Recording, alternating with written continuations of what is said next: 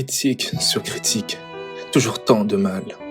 Mon cœur tremble face à tant de regards glaçants. Ne voit-il pas mon appel à l'aide? Combien de temps continuerai-je ainsi? Qu'ai-je fait de mal pour que vos langues soient si dures à mon égard? Je ferme les yeux afin de trouver une échappatoire, un refuge qui me permet de m'évader.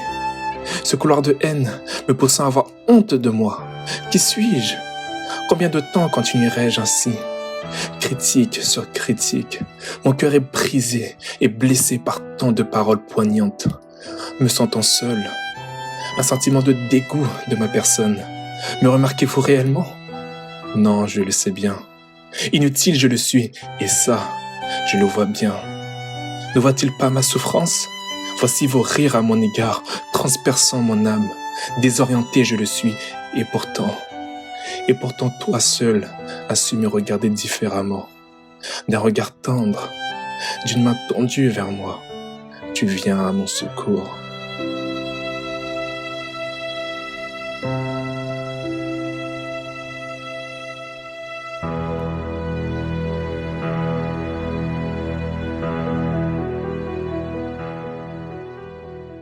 Hello à tous, bienvenue dans l'émission Real Talk. Aujourd'hui, on va parler du harcèlement et plus particulièrement du harcèlement scolaire. Comme vous avez vu dans la vidéo d'intro, vous avez pu voir la souffrance qu'il y a lors des faits d'harcèlement. Et on va parler maintenant du sujet avec Guillaume.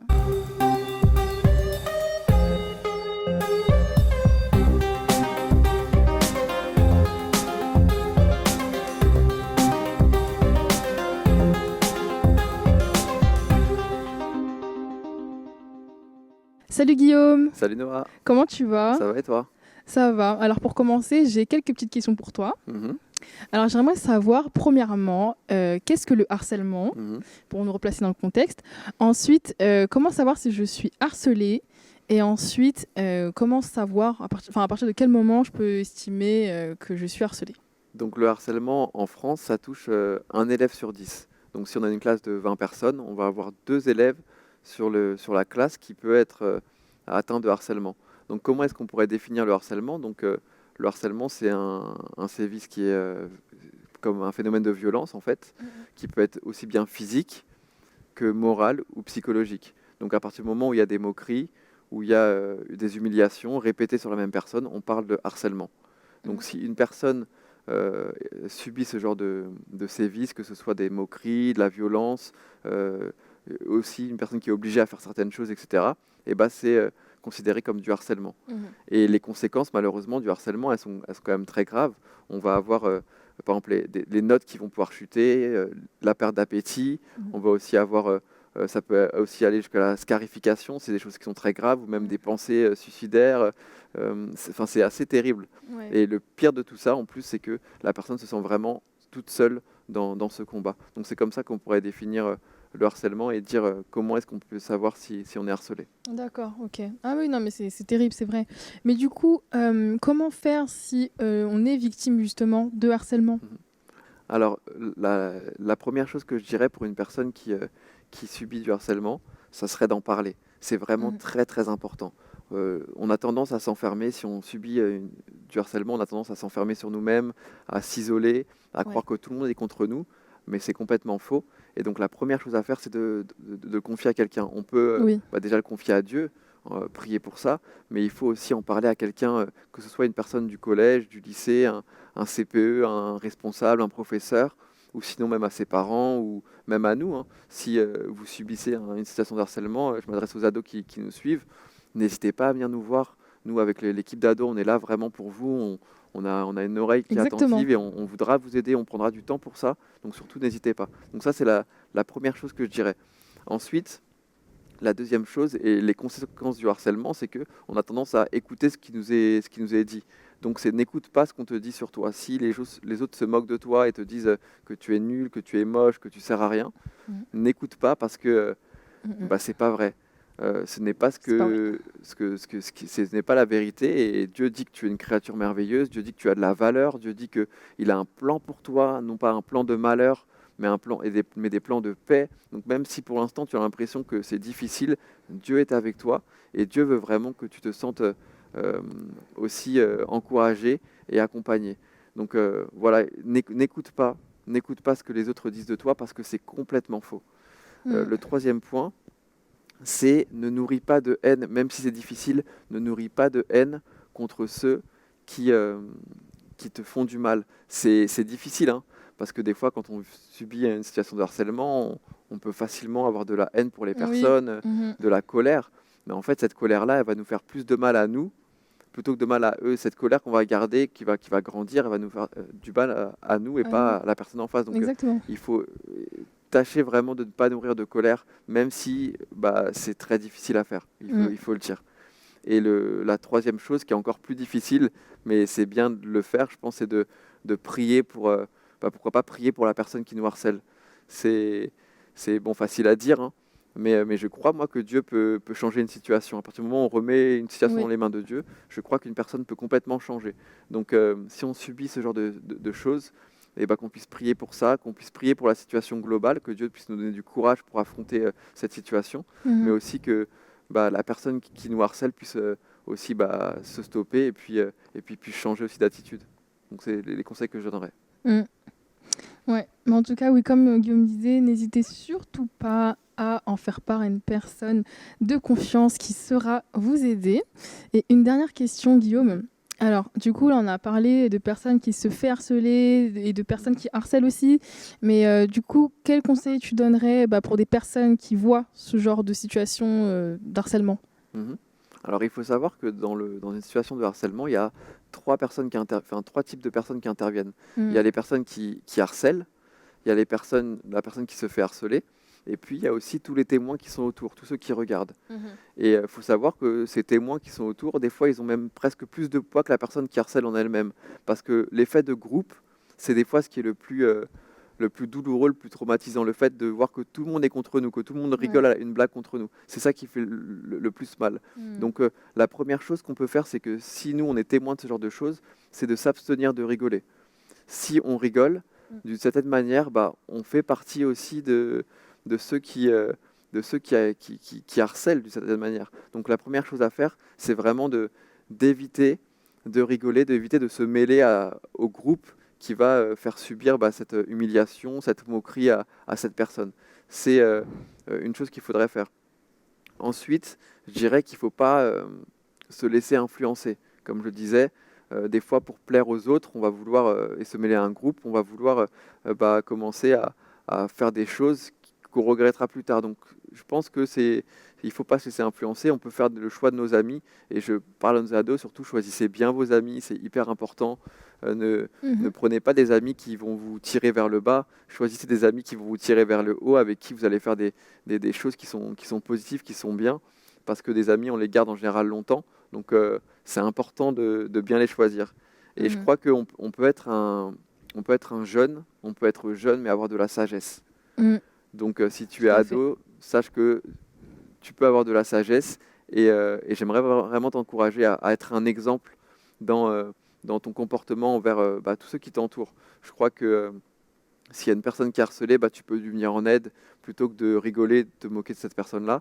Tu peux simplement lui proposer ton aide, tu peux faire attention à elle, lui dire bonjour, la considérer. On voit que dans la Bible, Jésus, il considérait tout le monde, peu importe la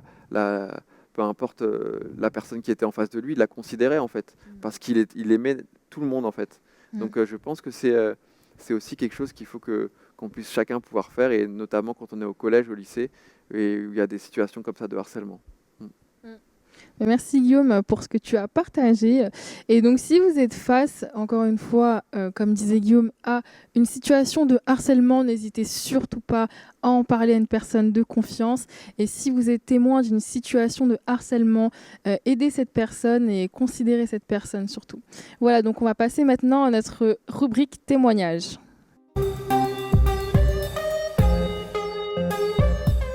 Et on se retrouve pour notre rubrique témoignage.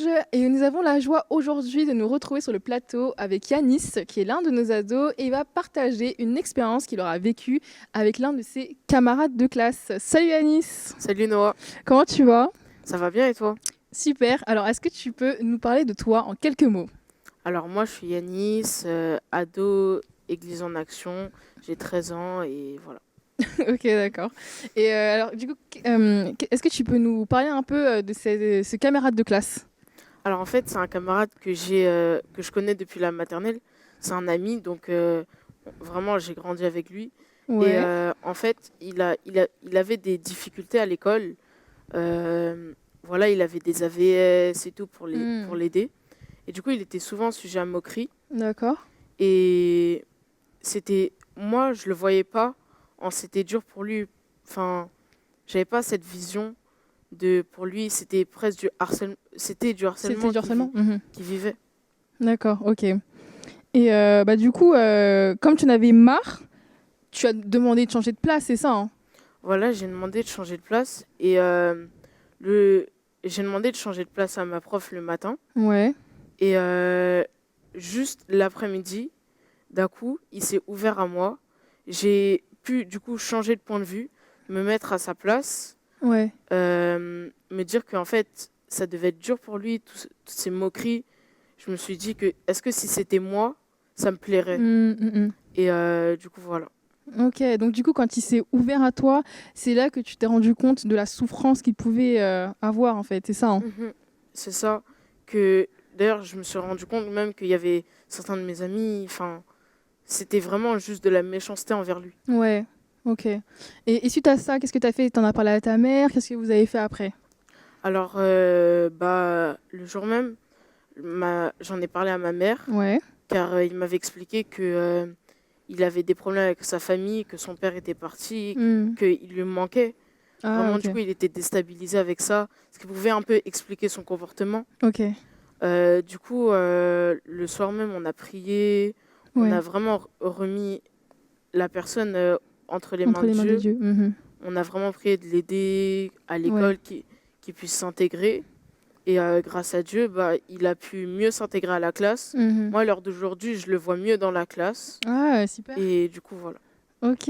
Bah, du coup, oui, là, aujourd'hui, vous faites quoi? Tu m'as dit, vous priez pour lui, c'est ça? Enfin, Aujourd'hui, oui, on essaye de prier régulièrement pour lui. Moi, quand je vois qu'il a des difficultés, je peux peut-être aller vers lui, l'aider. mhm. Voilà.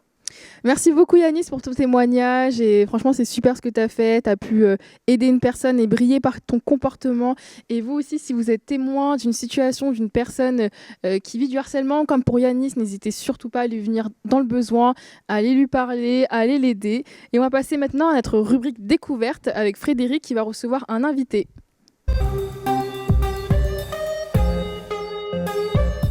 Hello les ados, aujourd'hui dans la rubrique Découverte, je vais vous présenter un recueil de poèmes. Et je ne suis pas seule aujourd'hui, je suis avec un invité qui va non pas seulement nous parler de son don, mais aussi de ce recueil. Coucou Fendi. Bonjour, ça Tu va? vas bien? Oui, ça va et toi? Ça va, merci. Du coup, je vais te laisser un peu te présenter en quelques mots, mais avant Ok. tout, félicitations pour ton livre. Hein. Merci, ça m'encourage en tout cas. De rien. En tout cas, je m'appelle Fendi Bellum. Bon, voilà, je suis à l'église d'Argenteuil depuis que je suis tout petit maintenant. Je fais partie de la génération Réveil.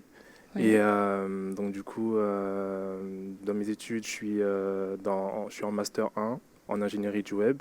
Ouais. Et voilà, maintenant j'écris depuis que je suis au collège, mais j'ai arrêté à un moment donné, mais par la grâce de Dieu, j'ai repris. Super, super. Alors, je pense que tu as un tout petit peu répondu, mais vas-y, je vais poser ma question. Alors, qu'est-ce qui t'a poussé à écrire? En fait, pas juste le recueil en lui-même, mais de façon générale, qu'est-ce qui t'a poussé à le faire, en fait? Alors en fait, de façon générale, en fait, j'écris depuis que je suis au collège, comme du coup je te l'ai dit tout à l'heure, j'écris Mhm. que je suis au collège donc du coup quand j'écrivais au tout début, c'était plus par rapport au fait que donc du coup j'écrivais pour les filles et tout, etc. Yes. Pour parler plus franchement. Et donc du coup j'ai très vite arrêté parce que vous savez quand en gros vous écrivez au collège et que donc du coup quand vous êtes dans les groupes de garçons, ils commencent à vous titiller sur ça. Donc t'écris c'est pour les faibles et tout, etc. Ouais. C'est plus côté fifi, donc Ouais. voilà, vous savez. Et donc du coup, à cause de ça, du groupe dans lequel j'étais, bah, j'ai très Mhm. vite arrêté. Vous savez, quand vous traînez avec un certain nombre de groupes Mhm. et que donc du coup vous écoutez un peu ce qu'ils disent, bah, du coup, en tant que jeune, Ouais. on est très vite poussé, Influencé. influencé par ça en Mhm. fait. Et donc du coup, à cause de ça, j'ai Tu as tout arrêté. simplement arrêté. Et c'est que quand en fait j'ai vraiment été touché par le Seigneur, Mhm. que j'ai commencé à écrire, j'ai commencé à écrire dans mes poèmes à quel point le Seigneur nous aime, à quel point il est là et qu'il agit. Ouais. Et c'est ce que vraiment le Seigneur m'a mis à cœur de faire pour lui. Donc, Amen. En tout donc cas, voilà. moi, je dis gloire à Dieu parce que Tout voilà, j'ai simplement. lu ton livre Ouais, et merci au Seigneur qui t'a vraiment repoussé à écrire parce qu'il est ouais. top, en tout cas. Du coup, qu'est-ce que tu veux transmettre à travers tes écrits, au travers de tes écrits plutôt? En fait, je veux tout simplement transmettre que voilà, en fait, moi, je me suis tout simplement laissé influencer en tant que jeune sur le fait que, donc, du coup, voilà, les poèmes, c'est faible et tout, etc. Mhm. Alors que pas du tout, en fait, c'est un don que le Seigneur nous a donné. Il Amen. faut pas se laisser influencer, en fait. Mhm. Faut tout simplement en fait donner ce que le Seigneur nous donne. En fait c'est une sorte de bénédiction. C'est en gros ce que Amen. le Seigneur t'a donné. Il faut maintenant le transmettre à d'autres personnes pour pouvoir le bénir, pour pouvoir tous les bénir. Donc du coup en fait on n'est pas inutile. Oui. Nous avons tous un plan que le Seigneur nous a donné et le but c'est tout simplement, comme du coup je l'ai dit, c'est de le transmettre, qu'un max de personnes soient bénies, soient touchées, soient exhortées par cela et voilà, hein, tout simplement. Amen, amen. Et du coup, comment tu peux décrire au fait ton recueil? Est-ce que ce sont des lettres au fait à Dieu personnellement ou ce sont plutôt des mots de Dieu pour le monde? Alors c'est tout simplement les deux, c'est des lettres offertes à Dieu et c'est aussi des mots que le Seigneur a mis dans mon cœur en fait tout Mhm. simplement. Et donc du coup à travers ce recueil, j'ai mis les deux, il y a tout en fait ce que moi en fait j'ai pu vivre Mhm. et ce que en fait je peux montrer à travers mes écrits, que le Seigneur il est là et que il nous abandonne pas tout simplement et qu'à travers ces écrits que le Seigneur nous aime et Amen. son amour n'a pas de fin tout simplement. Du coup, ça se veut aussi être en quelque sorte un outil d'évangélisation. C'est ça, voilà. Amen, amen. Et est-ce que tu auras un encouragement pour les ados qui nous regardent? Alors, mon encouragement, tout simplement, c'est de vous dire que voilà, on n'est pas inutile et que ce que le Seigneur t'a donné, ce n'est pas pour toi ou ce que tu penses voilà, que toi, en fait, tu es inutile. Mais en fait, tout simplement, non. Ce que le Seigneur t'a donné, c'est pour le donner aux autres. Amen. Et donc, du coup, ce qu'il nous donne, il nous a donné la responsabilité de pouvoir bénir toutes les personnes qui nous entourent, tout Mhm. simplement. Donc du coup, c'est une bénédiction, c'est une joie de savoir qu'en fait, on n'est pas inutile et que donc, Amen. du coup, on est utile pour les autres. Donc du coup, c'est pour ça qu'en tant que chrétien, on dit qu'en fait, nous sommes frères et sœurs, nous sommes une famille. Et donc du coup, c'est voilà, tout simplement ça que je voulais transmettre, Amen, encourager. amen. Amen. Et du coup, j'ai une dernière question qui me vient au fait. Quand on lit dans la préface de ton livre, tu dis que Dieu t'a fait comprendre au fait la nécessité Ouais. de publier ce recueil parce que il était important que le plus grand nombre soit exhorté. C'est ça. Donc du coup, au fait, comment on peut se procurer le livre au fait pour que le plus grand nombre soit touché au fait par tes écrits? Alors, en fait, c'est tout simple. J'ai mis un lien sur mon compte Instagram. Mhm. C'est un formulaire tout simple hein, qui vous Ouais. permettra de vous enregistrer. Et donc, du coup, à travers cela, moi, je vais tout simplement recevoir vos réponses. Et donc, du coup, vos réponses seront enregistrées, ça sera noté. Donc, du coup, quand je vais recommander les autres exemplaires, je vous contacterai et je vous donnerai directement l'exemplaire en main propre ou autre. Merci Fanny pour ton temps que tu as choisi de mettre au service de Dieu. Et tu peux juste nous montrer le livre parce que la couverture, elle est tellement belle. Hein. Tout simplement, voilà, elle est comme ça. Oui, et du coup, c'est le dessin aussi, c'est toi qui l'as fait? Alors le dessin, j'ai demandé à un ami à moi qui était dans le design tout simplement. Et donc du coup, je lui ai demandé s'il pouvait me représenter, vous savez, une main avec une plume. Oui. Donc du coup, il me l'a dessiné super rapidement et il l'a super bien fait. En Donc, tout cas, c'est super franchement, beau. voilà. C'est super beau. Bah, du coup, Fanny, je vais te laisser toute la place pour nous lire un poème. Voilà. Ouais, je vais vous lire un poème au hasard, il n'y a pas de souci. Hein. D'accord, le hasard de Dieu, on va dire. C'est vrai qu'il n'y a pas de hasard avec le Seigneur, tout simplement. Exactement. Alors, on va lire la création. Grande est ta bonté, Seigneur. Mes yeux rivés vers toi pour contempler ta gloire. Mon âme crie vers toi pour plonger dans ton amour. Oui, une rivière dans laquelle je me laisse plonger sans crainte. Seigneur, au son de ta voix, la terre tremble. Les vents s'agitent et font danser les branches des arbres. La pluie tombe et les orages rugissent. Oui, Père, la création reconnaît ta voix. Une si douce mélodie qui résonne dans mon être entier. L'orchestre de mon cœur, le compositeur de mon âme, Dieu libérateur, que ton nom soit glorifié sur toute la terre, d'âge en âge. Amen, amen, amen, amen. Amen. Vous avez compris, les mots, ils sont tellement profonds, alors n'hésitez pas à écrire à Fanny pour avoir un extrait tout simplement de ce beau recueil. Merci Fanny d'avoir été là et sois bénie. Sois bénie. Pour revenir au thème qui t'a abordé tout à l'heure, je voulais tout simplement vous encourager. Si vous faites face au harcèlement, n'hésitez surtout pas à en parler. Et si vous ne pouvez pas en parler, mettez des mots sur vos mots. Écrivez au fait ce que vous vivez et vous pouvez tout simplement confier la lettre à une personne. Et cette personne sera en mesure de comprendre ce que vous vivez et elle pourra tout simplement vous soutenir. Vos mots ne doivent pas juste être des mots dans un journal, dans un carnet, dans un cahier. Vos mots doivent être exposés si vous faites face au harcèlement, car vos mots ont la capacité de sauver. Mais votre silence peut avoir des conséquences beaucoup plus dramatiques. Donc je vous encourage vraiment, les ados, écrivez ce que vous vivez, dites-le et surtout confiez-le à une personne. Notre émission touche à sa fin. On remercie nos intervenants Yanis et Fendli. Et surtout, si vous vivez dans des situations de harcèlement, n'hésitez surtout pas à venir nous en parler. On est là à la fin de l'église si vous voulez parler avec nous. Et même que ce soit sur les réseaux comme Instagram, vous pouvez venir nous parler également. Et en tout cas, on se dit à très bientôt. Bye bye, que Dieu vous bénisse.